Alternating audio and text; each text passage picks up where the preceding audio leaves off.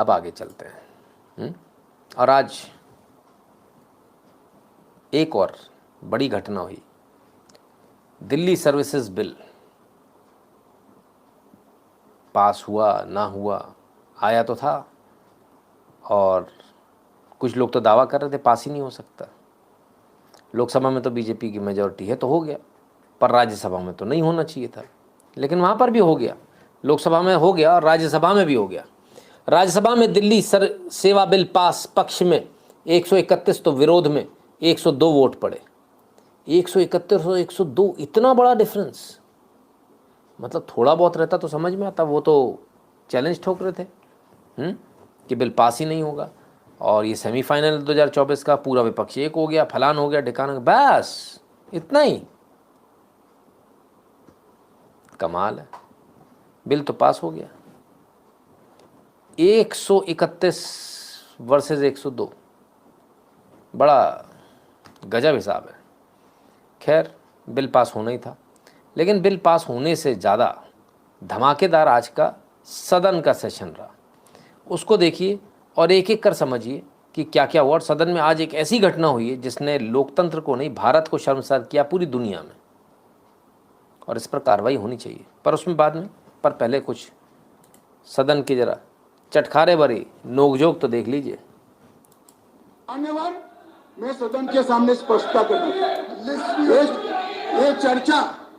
ये चर्चा वो 267 के तहत चाहते हैं। एक सेकंड, 267 के तहत चाहते हैं, जिसमें मतदान का प्रावधान है। मान्यवर, एक प्रावधान क्यों बना है? जब कोई सरकार बजट के तुरंत बाद अल्पमत में आ जाए और कोई बिल ही न लाए, तो राज्यसभा में अविश्वास की दरखास्त का कोई प्रोविजन नहीं है, तो राज्यसभा में वोटिंग के साथ चर्चा हो, इसलिए रूल्स लाया गया है। यहाँ तो हम हर रोज बिल लेकर आते हैं, भाई गिरा दो बिल, बहुमत है, ये भी गिरा दो, लो ये बिल गिरा दो, ये बिल गिरा दो। मान्यवर, मुझे बताइए, देश की जनता देख रही है, क्या हासिल है वोटिंग से? क्या हासिल है? सवालात मणिपुर की स्थिति, मणिपुर की चिंता और सरकार ने उठाए गए कदम पर चर्चा करने चाहते हैं, या वोटिंग से स्लो स्ट्रेंथ करना चाहते हैं? और वोटिंग से स्लो स्ट्रेंथ करनी है तो भी हम डरते नहीं है, इसी बिल में कर लीजिए, अभी दूध का दूध और पानी का पानी। मान्यवर, 11 तारीख को चर्चा के लिए खड़गे साहब हाँ बोल दे, मैं सदन में चर्चा के लिए तैयार हूं। खुल्लम खुल्ला चैलेंज हो रहा है भाई साहब। बिल गिरा सकते हो तो गिरा दो, बार बार वोटिंग कराने से क्या मतलब है? सही बात है। और आज अमित शाह जी गुस्से में थे भी, होना भी चाहिए। संसद का जो बहुत महत्वपूर्ण समय है वो एक फालतू बहस में बर्बाद किया जा रहा है। फालतू बहस में, आवश्यकता हो बहस कीजिए। संसद इसीलिए बनी है कि बहस करें और बहस करने के बाद बिल पास करें। लेकिन जब आवश्यकता नहीं है, सब चीज़ें क्रिस्टल क्लियर हैं, सारी कॉपी पहले मिल जाती है, उस समय बिना बात की नेतागिरी करना ये कहीं से कहीं तक उचित नहीं है। उसी को चैलेंज कर रहे थे अमित शाह जी। पर आज कुछ लोगों की क्लास बड़ी जमकर लगी। हर किसी ने मंदिर का घंटा बना दिया भाई साहब। आज बड़ा बजाया साहब, बहुत बजाया। बोलते हैं एक वो जो कोई भी परिस्थिति हो सत्य बोलते हैं, सत्यवादी हरिश्चंद्र। एक वो जो हमेशा सत्य बोलते हैं, कभी कभी मजबूरी में सत्य बोलते हैं, नरवा हस्ती धर्मजात युधिष्ठिर। एक सामान्य नागरिक होते हैं जो मजबूरी में सत्य भी बोलते हैं, कभी कभी असत्य भी बोलते हैं। 2013 के बाद देश के राजनीतिक परिवेश में एक नया प्राणी उदय हुआ जो गीता पर शपथ लेकर कहता है कि मैं झूठ बोलता हूँ, झूठा ही बोलूंगा और झूठा ही बोलता रहूंगा, का नाम नहीं लूंगा। अध्यक्ष महोदय, 2014 में जब यह पार्टी सरकार में आई थी तो दिल्ली के व्यापारियों ने बड़े समर्पण भाव से इसका समर्थन किया। दिल्ली के व्यापारियों के साथ इन्होंने बैठक की। बैठक में दिल्ली के व्यापारियों को कुछ सपने दिखाए। क्या थे वो सपने? हम ready to use and shift market बनाएंगे। 2014 एक भी मार्केट नहीं बना। उन्होंने कहा कि हम दिल्ली के सारे बाजारों को मॉडल बाजार बना देंगे। एक भी बाजार मॉडल नहीं बना। उन्होंने कहा कि हम दिल्ली के बाजारों को, क्योंकि लोडिंग और अनलोडिंग नहीं होती है, हम रिलोकेट करेंगे। एक भी बाजार रिलोकेट नहीं हुआ। उन्होंने कहा कि हम दिल्ली में बिजली का बिल कम करेंगे। सच्चाई यह है कि कमर्शियल का बिल दिल्ली में सारे अधिभार को छोड़ करके सबसे अधिक है, पूरे देश में सबसे अधिक है। 9 रुपए से लेकर के 14 रुपए तक का बिल देना पड़ता है। इन्होंने कहा हम दिल्ली में आएंगे तो दिल्ली का विकास कराएंगे। 9 साल के इतिहास में अगर नितिन गडकरी न होते तो इन्होंने एक भी फ्लाईओवर दिल्ली में नहीं बनवाया है। इन्होंने एक भी फ्लाईओवर दिल्ली में नहीं बनवाया है 9 साल के इतिहास में। ये आरटीआई हम आपको अपने लाइव पर दिखा चुके हैं बहुत पहले। दिल्ली के व्यापारियों से कहा 10 मिनट की बारिश में आपके यहाँ पानी लगता है, हम इसका इलाज कर देंगे। आज की स्थिति यह है कि 10 मिनट को दूर 2 मिनट भी पानी बरस जाए तो पुरानी दिल्ली पानी में डूब जाती है। इन्होंने कहा कि हम आपके हाउस टैक्स को कम करेंगे। सच्चाई का क्या? इन्होंने कमर्शियल टैक्स को 3 गुना किया। और उपसभापति महोदय, यह अकेला राज्य है जहां व्यापारी कमर्शियल टैक्स भी देता है और अपने दुकान के सामने का कूड़ा उठाने के लिए 500 रुपए से लेकर के 5000 रुपए तक का शुल्क भी अदा करता है। इन्होंने वादा किया था कि हम झोपड़ी झुग्गी वालों को पक्का मकान बना के देंगे। सच क्या है?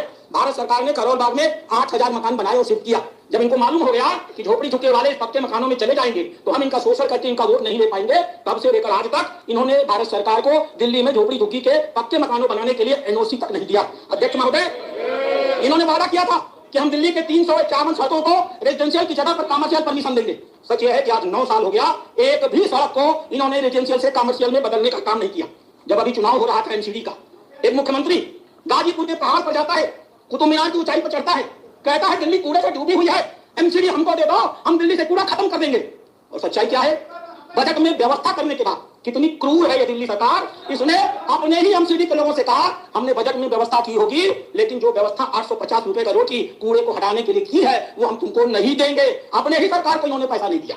अध्यक्ष महोदय, इन्होंने कहा था कि दिल्ली में व्यापारिक विस्तार करने के लिए हम झोपड़ी और हम ट्रेड फेयर लगाने का काम करेंगे। दिल्ली के व्यापारी आज भी इंतजार कर रहे हैं कि दिल्ली में कोई ट्रेड फेयर लगाने का काम ये लोग कर सके। इन्होंने कहा था कि हम दिल्ली की यातायात व्यवस्था को बेहतर करने के लिए रैपिड रेल ट्रांजिट सिस्टम लाएंगे। 700 करोड़ रुपया खर्च करना था। अभी सुप्रीम कोर्ट ने कहा विज्ञापन पर 1100 करोड़ खर्च करने वाली है सरकार, दिल्ली के यातायात पर 700 करोड़ रुपए तक नहीं खर्च कर पाई। अध्यक्ष महोदय, इन्होंने इस प्रकार से दिल्ली के लोगों को धोखा दिया तो किया क्या? मैं बैठा था कोर्ट की बैठक में, अमर पटनायक जी हमारे मेंबर थे। उन्होंने कहा जल्दी जाइए, दिल्ली डूब रही है, पानी लग गया। मैं उठ करके भागा, मैं वेस्टर्न कोर्ट में रहता हूँ, वहां पहुंचा। वेस्टर्न कोर्ट में पीने के लिए पानी नहीं था। मैंने पूछा ऐसा क्यों? बोला वजीरपुर सेंटर डूब गया, इसलिए पूरे दिल्ली को पीने का पानी नहीं मिलेगा। कैसी शर्मनाक स्थिति पैदा करती।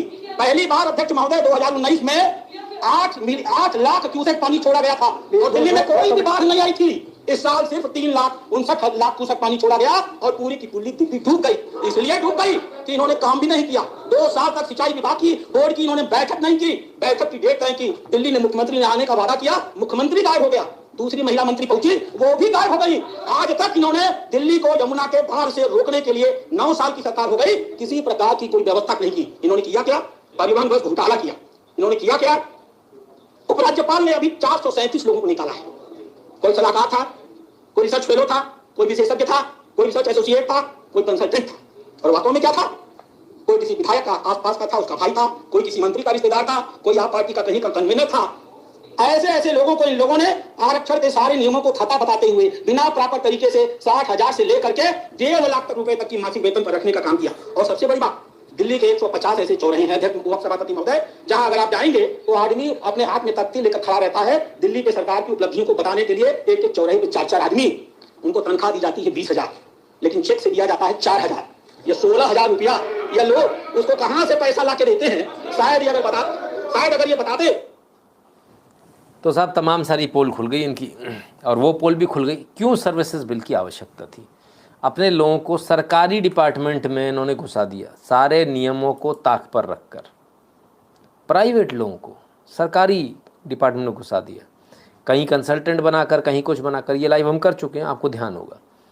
और उसके बाद सरकार के पैसे पर वो पल रहे थे, सरकार की से तनख्वाह ले रहे थे। पैसा आपका है, आम आदमी पार्टी अपने कार्यकर्ताओं पर उस पैसे को खर्च कर रही थी बिना आपको बताए हुए। कमाल है। एक और है सर, आज इनकी धुलाई बड़ी ज़बरदस्त हुई है भाई। It is very clear that if this bill is passed, the Aam Aadmi Party, that is the official name, I have no hesitation to say that it is absolutely anarchy party, AAP. And one, to put it in Hindi, sir. No, I will not give to you. No, sir. Whenever they get an opportunity, I will not yield, sir. I am not yielding, sir. I will put one step forward and say, Tanashahi party. That is what they are doing now. Tanashahi party. Anarchy party, what you are doing is that nothing but an anarchy, sir. Please, no longer Delhi for selfish and ulterior motives. Sir, please. Sir, I have to bring to your kind notice. One of the observations made by one of their founder members, sir.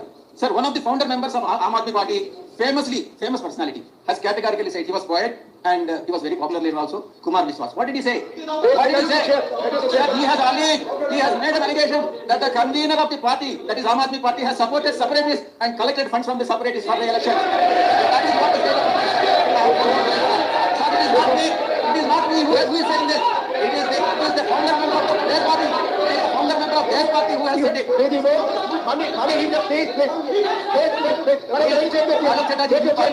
are some more issues. माननीय बीबी जैसा रेड्डी जी, आप जानते हैं माननीय chairman ने कहा जो भी बातें आप कहते हैं उसको डिस्कस करना पड़ता है। जो आप कहते हैं उसकी responsibility Raghav Chadha has commented on YSRCP. That is the reason why I am responding to him, sir. आपस में कमेंट ना करें, please We won't collect the funds from the separatists. We have not collected the funds from आपस separatists. में comment please. Sir, I will respond to him appropriately, sir. Sir, I would like to know why they need power. Why they need power? Is it to support the separatists?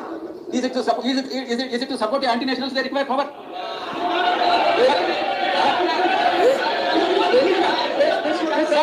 Please listen. Please listen.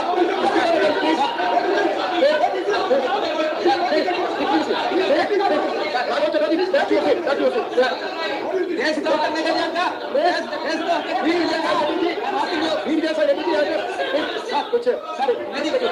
many members like me would like to know what happened to the founder members of Aam Aadmi Party like Shanti Bhushan, Prashanti Bhushan, Yogendra Yadav, Kumar Vishwas, Ashutosh. What happened to them? It is their opportunistic politics, which and because of that they have backstabbed them and then they have unseated them and these people have captured the power and it is and I have no hesitation to say they don't fit to rule the Delhi government, sir. And finally I would like to YSRCP party के सांसद थे, bill के पक्ष में इन्होंने vote किया। आम आदमी पार्टी ने इन पर आरोप लगाए थे, उन आरोपों का जवाब दे रहे थे कि आपकी तरह मौका परस्त नहीं है, जिन लोगों को समझ में नहीं आया। आप लोगों की तरह देश विरोधियों से चंदा नहीं लेते हम, और ना उनके लिए हमारे यहाँ कोई जगह है। आपने लिया चंदा इसलिए आप घबरा रहे हैं, इसलिए आपको ज़्यादा पावर चाहिए। लेकिन मज़ा तो आज मोटा भाई ने बांध दिया। भाई सुनिए, आप यहाँ पर ऐसा भाषण करेंगे कि आज दिल्ली की बारी है, कल उड़ीसा की है, आज दिल्ली की बारी है, कल आंध्र प्रदेश की है, आज दिल्ली की बारी है, कल फलाने राज्य की है। कोई संसद सदस्य ऐसी बातें सुन के अपना मत नहीं बदलेगा। राघव जी, आप जरा भी चिंता मत करिए। ऐसा नहीं है कि सिर्फ आप पढ़ सकते हैं, सभी लोग पढ़ सकते हैं, सभी लोग समझते हैं और सभी लोग चीजों को जानते भी हैं। सभी लोग जानते हैं कि इस प्रकार के बदलाव किसी राज्य में नहीं हो सकते, यूटी में ही हो सकते। मगर प्रॉब्लम इसमें राज्य और यूटी का नहीं है। हम है यूटी में, चुनाव यूटी के लड़े हैं और राज्य की पावर एंजॉय करनी है, इसका प्रॉब्लम है। मान्यवर, प्रॉब्लम का कोई जवाब भारत सरकार के पास नहीं है, दिल्ली की जनता के पास भी नहीं है। यूटी में, चुनाव यूटी के लड़े हैं और राज्य की पावर एंजॉय करनी है। हम है यूटी में, चुनाव यूटी के लड़े हैं और राज्य की पावर एंजॉय करनी है, इसका प्रॉब्लम है। मान्यवर, प्रॉब्लम का कोई जवाब भारत सरकार के पास नहीं है, दिल्ली की जनता के पास भी नहीं है, ये सदन के पास भी नहीं है। अपनी मानसिकता को ही बदलना पड़ेगा, सीमित करना पड़ेगा, संयत करना पड़ेगा, तब जाकर मान्यवर इसका रास्ता निकलेगा। यूटी में चुनाव लड़ने के बाद में, यूटी में सरकार बनाई यानी यूनियन टेरिटरी में सरकार बनाने के बाद में पूर्ण राज्य का फुल जो ऐश है वो उनको चाहिए, पूरी पावर चाहिए। वो पावर आपको एंजॉय करने को नहीं मिल रही है, इस बात का झगड़ा है, मिलनी भी नहीं चाहिए। क्यों यूटी में चुनाव लड़े? और भी जगह लड़ सकते हो आप, जगह है, लड़े हो, जीते हो, फिर क्या प्रॉब्लम है? लेकिन राजधानी में पावर चाहिए, नहीं मिली सा पावर, छीन ली गई। क्लियर है? लेकिन इस सब के बीच आज जो सबसे बड़ी घटना हुई, वो घटना एक सिलेक्ट कमेटी बनती है किसी भी चीज़ पर कोई मोशन लाने के लिए। उस सिलेक्ट कमेटी पर जो साइन थे, जिन लोगों के नाम थे और जिनके साइन दिखाए गए थे, उन लोगों ने मना कर दिया कि हमारे साइन नहीं है। राज्यसभा के अंदर फर्जी डॉक्यूमेंट पेश किया गया आम आदमी पार्टी के सांसद राघव चड्ढा के द्वारा। ये बहुत बड़ी बात इसलिए होती है क्योंकि सदन के अंदर आप जो कुछ बोलते हो आपकी पर्सनल रिस्पॉन्सिबिलिटी होता है, आपको उसको सही साबित करना पड़ेगा। और ये जो सेलेक्ट कमेटी के जो मोशन है उसको राघव चड्ढा जी लेकर आए, और राघव चड्ढा जी जब लेकर आए तो उसमें तमाम सारे लोगों के साइन थे, 4-5 लोगों के साइन आवश्यक होते हैं। फर्जी साइन कर रहा है, ऐसा लोग आरोप लगा रहे हैं, मैं नहीं लगा, सदन के अंदर आरोप लग रहा है। अब गंभीर व्यवस्था का प्रश्न है। ये दोनों सम्मानीय सदस्य कह रहे हैं, मानने वाले दोनों सम्मानीय सदस्य कह रहे हैं कि इन्होंने ये मोशन को साइन नहीं किया। अब ये जांच का विषय है कि ये मोशन कैसे साइन हुआ, और राघव चड्ढा जी ने इसको मूव किया, मान्यवर इनका सिग्नेचर किसने किया, ये जांच का विषय है। मान्यवर ऐसे नहीं करता। मान्यवर अब ये मामला सिर्फ दिल्ली सरकार में फर्जी करने का नहीं है, मान्यवर ऐसा कैसे चलता है। मान्यवर मेरा आपसे फर्जी करने का नहीं है, अब ये मामला सिर्फ दिल्ली सरकार में फर्जी करने का नहीं है, ऐसा कैसे चलता है। मेरा आपसे निवेदन है कि दोनों सदस्यों का स्टेटमेंट रिकॉर्ड पर लिया जाए अभी, और बाद में इसकी जांच की जाए कि ये कैसे हुआ। माननीय सदस्य खड़े हो, please please please please. Sir rule sir rule I'd like to draw your attention to rule 72(2). Rule 72(2). Sir, just one second. 72(2). It says no member shall be appointed to a select committee if he is not willing to serve on the committee. The mover, and I repeat again, the mover shall ascertain whether a member proposed to be named by him is willing to serve on the committee. Sir, no such discussion has been done by me. My name has been taken without my permission, sir. This is a matter of privilege. How did I name him? This is completely wrong, sir. This is a privilege issue, sir. माननीय सदस्य please देखिए please. हंगामा हो गया साहब। अमित शाह जी ने पहले बोला कि जिन सदस्य जो सेलेक्ट कमेटी जो बताई गई है उसमें जिन लोगों के साइन हैं वो लोग खड़े होकर मना कर रहे हैं, वो लोग मना कर रहे हैं और कि हमने साइन नहीं किए। साइन नहीं किए तो साइन आ कहाँ से गए? साइन आ जाना ही अपने आप में एक विचित्र सी बात है। यानी एक बात तो पक्की है, और वो क्या, वो ये कि ये साइन फर्जी तौर पर किए गए। सिर्फ इतना नहीं, अमित शाह जी ने बोला कि जिन लोगों के साइन हुए वो यहाँ मौजूद हैं, उनके बयान करा लिए जाएं। और जो सांसद हैं उन्होंने खड़े होकर बोला कि हमारे साइन हैं ही नहीं। तो ये साइन आए कहाँ से? आम आदमी पार्टी किस हद तक मतलब बचपना कर सकती है, मैं तो ये देखकर हैरान हूँ। सदन के अंदर राघव चड्ढा जी लेकर आए हैं, और अगर इसमें कहीं गलती पाई जाती है, यानी जांच हुई उसमें गलत पाए गए, तो ना सिर्फ ये पूरी तरह से रस्टिकेट किया जा सकता है इन्हें, ठीक है। दूसरा, भविष्य में भी राज्यसभा पे आने पर रोक लगाई जा सकती है, ठीक है। बहुत बड़ी गलती कर गए।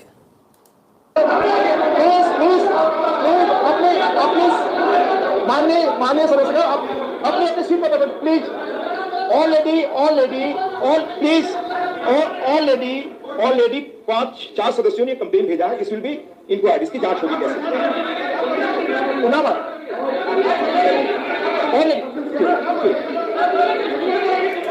5 नाम थे, 5 में से 4 ने कंप्लेंट भेजी है रिटर्न में। कमाल है। मान्यवर ये पांचों के मान्यवर ये पांचों सदस्यों का नाम आसन की ओर से उद्घोषित किया जाए या उनको बोलने की मंजूरी दी जाए, और इसका रिकॉर्ड बनाकर, ये प्रिविलेज का मामला है मान्यवर, इसको प्रिविलेज कमेटी में भेजा जाए। हम तो यहाँ चर्चा कर रहे थे, फर्जीवाड़ा दिल्ली सरकार में चल रहा है, ये सदन की कार्यवाही में फर्जीवाड़ा। Yes, please. No. Only your intervention going on. Please, Deputy Chairman, sir. I have not given my number. I have not signed. How this is misused? It's a privilege of mine. Somebody has misused my name. You have to take a reaction. And allow me to. I'm telling that. You are माननीय सदस्य my name is not sure. Konyaki, please. Konyaki. Under Rule 72.2, I object. Also, sir, I understand that the honorable member thinks he's smart. I accept that. But I would appreciate that he would not undermine another member by taking our names without our consent, sir. Sir, I object. माननीय सदस्य, जिन लोगों के नाम उनकी सहमति के बगैर दिए गए हैं, उसकी जांच होगी, प्लीज उसकी जांच होगी, please. Now I read the operating para. He has to मैंने आपका नाम लिया है, उसमें फर्जी की नाम लिखा है, प्लीज।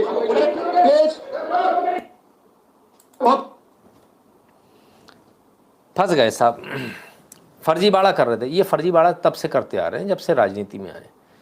मेरे पास शीला दीक्षित के खिलाफ सबूत है, अंबानी का नंबर, अकाउंट नंबर याद है, वो लॉकर जिसमें से अंबानी की फाइल निकाली थी। ये सब गजब भूतियापा इन्होंने खूब किया, जमकर किया, और दिल्ली की जो मूर्ख जनता वो इनके झांसे में आई। इन्होंने सोचा यही झांसा हम यहाँ पर भी दिलेंगे, राज्यसभा के अंदर। ये ठीक वैसी बात है जैसे आप सरकारी नौकरी में हो और अपने बॉस को बिल्कुल गलत रिपोर्टिंग कर दो रिटन में, आपकी नौकरी चली जाएगी। वैसा ही काम इन्होंने किया, फर्जीवाड़ा कर दिया राज्यसभा के अंदर। अब विशेषाधिकार हनन के तहत इनके ऊपर कार्रवाई होगी और बयान होंगे, और यदि उसमें पाया जाता है तो इनकी सदस्यता जा सकती है, न सिर्फ जा सकती है, भविष्य में भी ना आ पाए ऐसी भी कार्रवाई हो सकती है।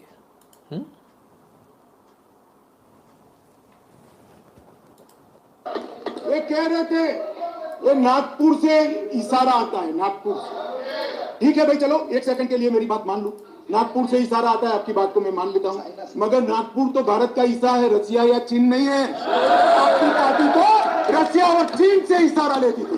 मान्यवर, ये मुझे क्या कह रहे, कम्युनिस्ट पार्टी बात कर रही है देशभक्ति की, कम्युनिस्ट पार्टी देशभक्ति की बात कर रही है। ये कह रहे थे ये नागपुर से कम्युनिस्ट पार्टी पर भी बरस पड़े आज तो, आज किसी को नहीं छोड़ा। कमाल है भाई। चलिए, और इतने सारे फर्जी साइन करने इन्होंने जो किए, तो जयराम रमेश जी पहुंचे समझाने राघव चड्ढा को कैसे कैसे करना है, कैसे नहीं करना। नो, दिस इज़ रॉन्ग, इस तरह से आप नहीं कर सकते। राघव चड्ढा आज बुरी तरह फंस गए भाई। ओफ ओफ ओफ।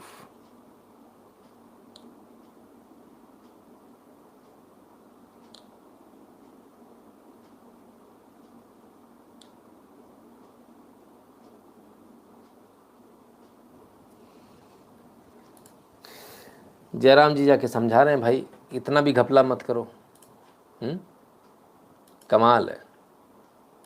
तो ये स्थिति है। दिल्ली में भी और मजे आने वाले हैं, क्योंकि कपिल मिश्रा जी को भारतीय जनता पार्टी दिल्ली प्रदेश का प्रदेश उपाध्यक्ष नियुक्त किया गया है। तो अभी और मज़ेदार एपिसोड देखने को आपको दिल्ली के मिलेंगे। राजनीति वाले जो लोग हैं उनके लिए मज़ेदार एपिसोड है, जो राजनीति नहीं देखना चाहते हैं, जिनका सिरदर्द होता राजनीति से, उनके लिए तो सिरदर्दी ही है।